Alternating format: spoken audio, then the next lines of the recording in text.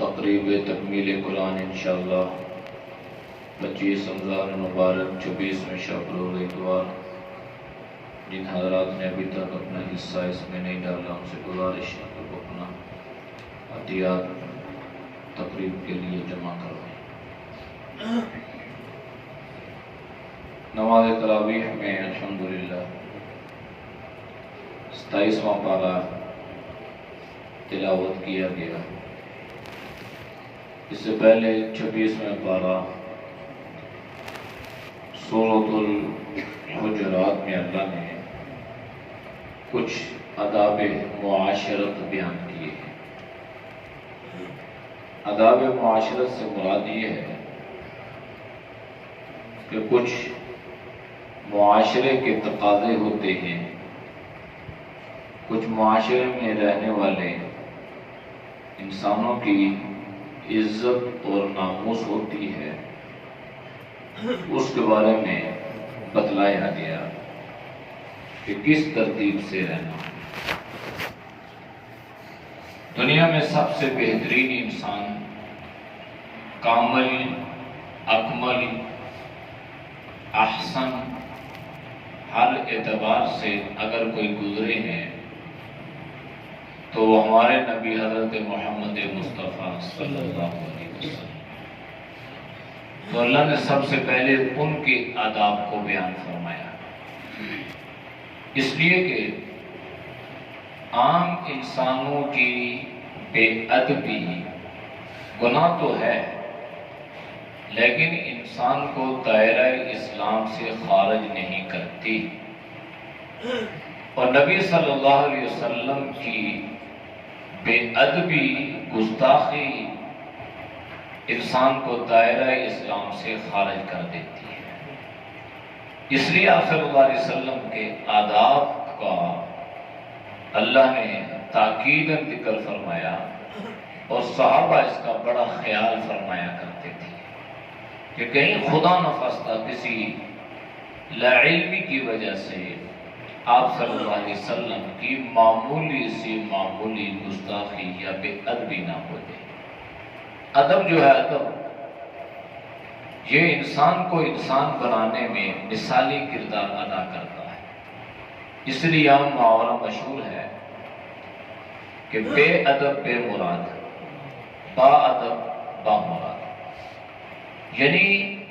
جو ادب والے لوگ ہوتے ہیں، جو ادب کرتے ہیں، احترام کرتے ہیں اپنوں سے بڑوں کا، اور جس کو اللہ نے جو مقام منصب عطا کیا ہے اس کا، استاد کا، والدین کا، بزرگوں کا، تو اللہ ان کو وہ مراد، وہ منصب، وہ مقام اور مرتبہ عطا کر دیتا ہے۔ اور جو بے ادب ہوتے ہیں وہ اپنی مراد تک پہنچ نہیں پاتے، ڈگریاں لے لیں گے لیکن کامیابی مقدر نہیں بنے گی۔ تو اس لیے ہمارے ہاں ادب جو ہے یہ بنیادی کردار ادا کرتا ہے۔ ہماری درسگاہوں میں آنے والے طالب علم کو سب سے پہلے ادب کی مشق کروائی جاتی ہے، اور ادب کا نصاب باقاعدہ پڑھایا جاتا ہے۔ اسی لیے اللہ تعالیٰ جو لوگ ادب کا خیال کرتے ہیں، اللہ نے ان کو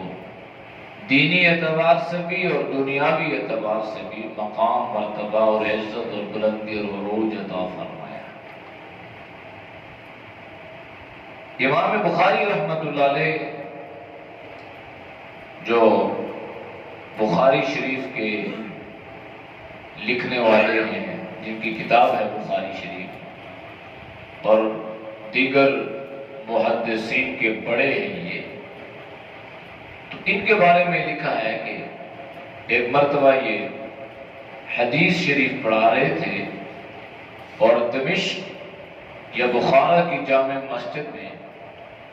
آپ کے پاس سینکڑوں طالب علم بیٹھے ہیں، مسجد کے صحن میں آپ حدیث شریف پڑھا رہے ہیں، اور حدیث پڑھاتے پڑھاتے آپ بار بار کھڑے ہو رہے ہیں۔ تو خلاف معمول کھڑا ہونا، تو یہ شاگردوں پر ایک تعجب اور پریشانی اور ملال ظاہر کر رہا تھا۔ شاگرد پریشان ہو رہے تھے کہ آج استاد محترم کیوں کھڑے ہو رہے ہیں، وجہ کیا ہے؟ تو جب یہ حلقہ درس ختم ہوا تو شاگردوں نے کچھ ہمت کر کے امام بخاری رحمۃ اللہ علیہ سے سوال کیا، پوچھا کہ حضرت آج آپ خلاف معمول حدیث کے درس میں بار بار کھڑے ہوتے تھے تو ہمیں وجہ نہیں پتہ چلی، کیا یہ حدیث جب آپ نے صحابہ سے سنی تھی تو کیا اللہ کے نبی جب یہ حدیث بیان کر رہے تھے تو وہ اٹھتے بیٹھتے تھے، کھڑے ہو رہے تھے، پھر بیٹھ رہے تھے، اور صحابہ نے آپ صلی اللہ علیہ وسلم کی صدا پہ عمل کیا اور آپ بھی شاید اسی ادا پہ عمل کر رہے ہو؟ تو امام بخاری رحمۃ اللہ علیہ نے فرمایا کہ نہیں، ایسی بات تو نہیں ہے، البتہ کھڑے ہونے کی وجہ یہ تھی کہ جب میں حدیث پڑھا رہا تھا تو میرے سامنے ایک بچہ گیند اٹھانے کے لیے آتا تھا، وہ باہر کھیل رہا تھا، وہ کھیلتے کھیلتے اس کی گیند مسجد کے صحن میں آتی اور وہ آ کے اٹھاتا۔ تو انہوں نے فرمایا کہ یہ جو بچہ آتا تھا نا، یہ بچہ میرے استاد کا بیٹا ہے، تو اس لیے میں کھڑا ہوتا تھا۔ اب استاد کے بیٹے کا یہ ادب ہے تو پھر استاد کا کتنا ہوگا؟ تو فرمایا کہ علم کی جو شمع روشن ہوتی ہے وہ ہمیشہ ادب سے ہوتی ہے، وہ پڑھنے سے نہیں ہوتی۔ تو شاگردوں نے دوسرا سوال یہ کیا کہ حضرت یہ جو بچہ آتا تھا دیکھا تو ہم نے بھی ہے، لیکن یہ تو اس کا باپ تو کوئی حدیث کا علم جاننے والا نہیں ہے، یہ تو کوئی فقیہ یا محدث تو نہیں ہے، وہ تو عام سا بھنگیس آدمی ہے۔ تو آپ نے کون سا ایسا مسئلہ اس سے پوچھا کہ جس کی وجہ سے آپ اس کے بیٹے کا اتنا ادب و احترام کر رہے ہیں؟ انہوں نے فرمایا کہ وہ مسئلہ بھی کوئی شرعی مسئلہ نہیں تھا، عام دنیاوی ایک بات تھی، میں نے اس سے پوچھی تھی، اس کے پوچھنے کی وجہ سے میرے علم میں اضافہ ہوا اور میرے سامنے حضرت علی رضی اللہ تعالیٰ عنہ کا یہ قول تھا۔ آپ نے فرمایا کہ جس انسان نے مجھے ایک بات سکھلا دی وہ میرا آقا اور میں اس کا غلام ہوں۔ ایک بات سکھانے والا آقا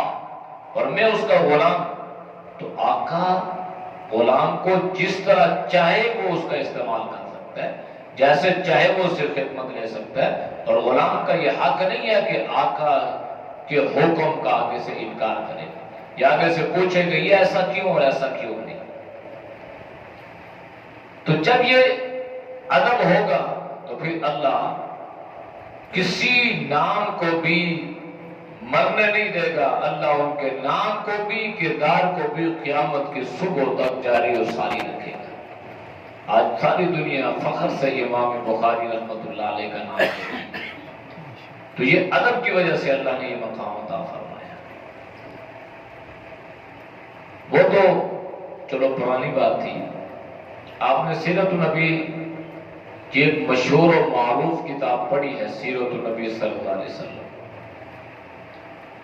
سید سلیمان ندوی رحمۃ اللہ علیہ بڑے مشہور مورخ گزرے ہیں، محقق، بڑا اللہ نے ان کو علم عطا فرمایا، اور آج بھی ان کی سیرت کی یہ کتابیں یونیورسٹی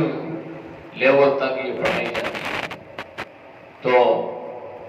سید سلیمان ندوی رحمۃ اللہ علیہ خود فرماتے ہیں کہ ایک دفعہ مجھے میرے استاد نے سزا دی اور کافی مارا، لیکن استاد کے مار کی وجہ سے کبھی میرے چہرے پہ کوئی بال نہیں پڑا، کوئی ملال نہیں آیا، اور دل میں یہ خیال پیدا نہیں ہوا کہ میں تو اتنا لائق اور فائق شاگرد ہوں اور مجھے استاد نے کیوں مار دیا۔ کئی دن گزر گئے، استاد نے بلایا، سلیمان ادھر آؤ۔ میں گیا تو نگاہیں نیچے تھی، استاد پوچھنے لگے کہ بتاؤ میں نے تمہیں فلاں دن مارا تھا؟ جی استاد جی آپ نے مارا تھا۔ تمہیں پتا میں نے کیوں مارا تھا؟ تو آگے سے یہ نہیں کہا کہ جناب میری تو کوئی غلطی ہی نہیں تھی، جیسے آج کل لوگ اکڑ جاتے ہیں، میری تو غلطی نہیں تھی، میں تو بڑا پڑھنے والا آدمی ہوں، آپ نے خواہ خواہ مجھے مارا، پوری کلاس کے سامنے میری انسلٹ کیا آپ نے، کیوں مارا مجھے جی؟ میری کیا غلطی تھی؟ آپ کا ہاتھ بنتا تھا،